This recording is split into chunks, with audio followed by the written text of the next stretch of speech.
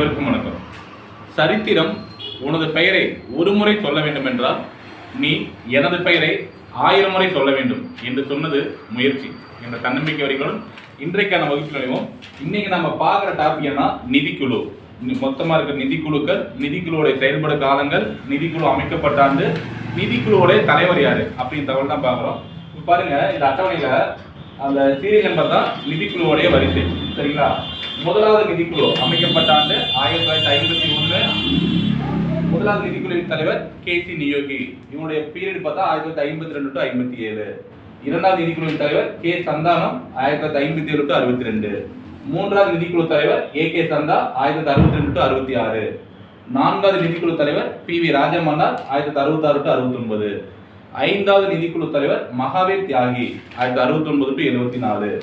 ஆறாவது நிதிக்குழு தலைவர் பிரம்மானந்த ரெட்டி 1974 to 79. ஏழாவது நிதிக்குழு தலைவர் ஜே.எம். ஷாலட் 1979 to 84. எட்டாவது நிதிக்குழு தலைவர் ஒய்.பி. Sean 1984 to 89. ஒன்பதாவது நிதிக்குழு தலைவர் என்.கே.பி. ஷால்வே 1989 to 95. சரிங்களா? அதே போல 10வது நிதிக்குழு தலைவர் பந்த் கே.சி. பந்த் 1995 to 2000. 11வது நிதிக்குழு தலைவர் ஏ.எம். ருத்ரோ 2000 to 2005. 12வது நிதிக்குழு தலைவர் சி. ரங்கராஜன் 2005 to 2010. 13வது நிதிக்குழு தலைவர் விஜய் கேல்கர் 2010 to 15. 14வது நிதிக்குழு தலைவர் ஒய்.வி. ரெட்டி 2015 to 2020. 15வது நிதிக்குழு தலைவர் என்.கே. சிங் 2020 to 25. தற்போது நடைமுறை கடைசி நிதிக்குழு இப்ப இருக்கிறதுல 16வது நிதிக்குழு தலைவர் யாருன்னா அரவிந்த் பனகாரியா. இதோட பீரியட் பார்த்தா 2025 to 30. இப்ப இது வரைக்கும் மொத்தமா 16 நிதிக்குழு பார்த்துட்டோம். இந்த 16 நிதிக்குழு பார்க்குறப்ப நமக்கு காலவரிசைப்படுத்த சொல்லுவாங்க, வரிசைப்படுத்த சொல்லுவாங்க. அதாவது 7வது 4வது 6வது 10வது மாதிரியான வரிசை கேட்பாங்க. அப்ப இதுக்கு நம்ம ஒரு ஷார்ட்கட் ஞாபகம் வச்சுக்கிறோம். என்ன சார் ஷார்ட்கட் அப்படின்னா, ஒரு கதை சொல்றேன், ஜோக்கா தான் இருக்கும். அந்த கதையை நீங்க ஞாபகம் வச்சுக்கிட்டீங்கன்னா இந்த நிதிக்குழு தலைவர்களை ஈஸியாக வரிசையை ஞாபகம் வச்சுக்கலாம். சரிங்களா? பாருங்க, நம்ம நல்லா தெரியும், ஒரு காமெடி ஆக்டர் யோகி பாபுன்னு ஒருத்தர் இருக்கார், தெரியுமா? அவர் தான் கதையை ஆரம்பிக்கிறோம். இப்போ அவர் என்ன, ஒரு ஹீரோவா சான்ஸ் கேட்குறாரு. ஓகேவா? அப்படி பாருங்க, அப்படி இந்த கதையை கேட்டுங்க. நான் இந்த பேரோட தொலை பார்த்துறேன், நீ கதையை கேட்குறப்போ உங்க பேர் ஞாபகம் வரும். யோகி பாபு சந்தானத்துக்கிட்ட சான்ஸ் கேட்டு போறாரு. யோகி பாபு சந்தானத்துக்கிட்ட சான்ஸ்ன்னு சொல்றேன். சரிங்களா? என்னத்துக்கு? படம் நடிக்கிற சான்ஸ் கேட்கிறாரு. அப்ப சந்தானம் என்ன பண்றாருன்னா, படம் நடிக்கிற யோகி, ஓகே நான் உனக்கு ஒரு 3 கேரக்டர் தரேன் அப்படிங்கிறாரு. என்னென்ன கேரக்டர்? ராஜா கேரக்டர், மகாவீரர் கேரக்டர், பிரம்மா கேரக்டர் அப்படின்னு 3 கேரக்டர் நான் படத்தில் வச்சிருக்கேன்னு சொல்றாரு. என்ன கேரக்டர்?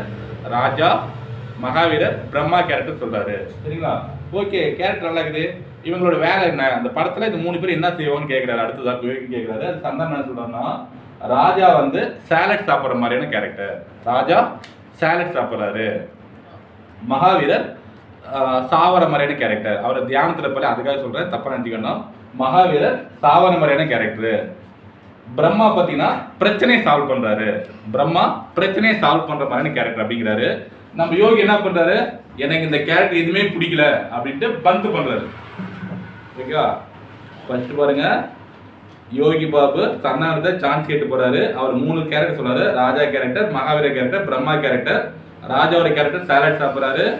மகாவீர கேரக்டர் சாவர மாதிரியான கேரக்டர். பிரம்மோட கேரக்டர் பிரச்சனை சால்வ் பண்றாரு. இது எதுவுமே வேணான்ட்டு பந்து பண்றாரு 10வது. அப்ப சந்தானம் என்ன பண்றாரு, சரி உனக்கு பிடிக்கலையா, உனக்கு ஏத்த இடம் எங்கன்னா இஸ்ரோல தான் இருக்கு, நீ இஸ்ரோக்கு போயிடு அப்படிங்கிறாரு. அதாவது குஸ்ரோவா இஸ்ரோ நம்ம சொல்றோம். இஸ்ரோக்கு போயிடாரு. அங்க இஸ்ரோல போய் பார்த்தா நம்ம 3 மிக முக்கியமான நடிகர்கள் அங்க இருக்காங்க. யாரு?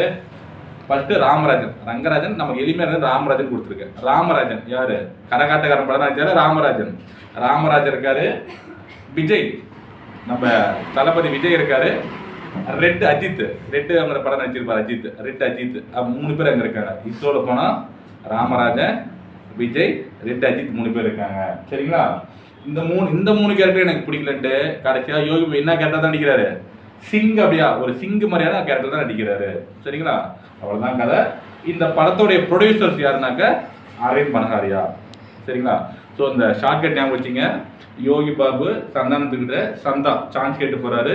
3 கேரக்டர் சொன்னாரு. Raja character, Mahavir character, Brahma character. Raja salad சாப்பிட்றாரு, மகாவீர் சாவர மாதிரி, பிரம்மா பிரச்சனையை சால்வ் பண்ணுற மாதிரி கேரக்டர் சொன்னோம். இந்த கேரக்டர் எதுவுமே புரியல, பந்த் பண்ணுறாரு, 10வது பந்த். அடுத்து 11வது எங்கே போகிறோம், இஸ்ரோவுக்கு போக சொல்கிறோம், குஸ்ரோ, அதை இஸ்ரோவுக்கு போக சொல்கிறோம்.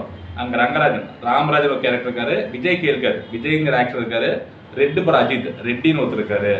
கடைசி எதுவுமே பிடிக்காம கடைசி என்ன கேரக்டர் நடிக்கிறாரு, ஒரு சிங்கா நடிக்க ஒத்துக்கிறாரு, என்கே சிங்கு. இந்த படத்துடைய டோட்டல் படத்தின் ப்ரொடியூசர் யாரு, அரவிந்த் பனகாரியா. சரிங்களா?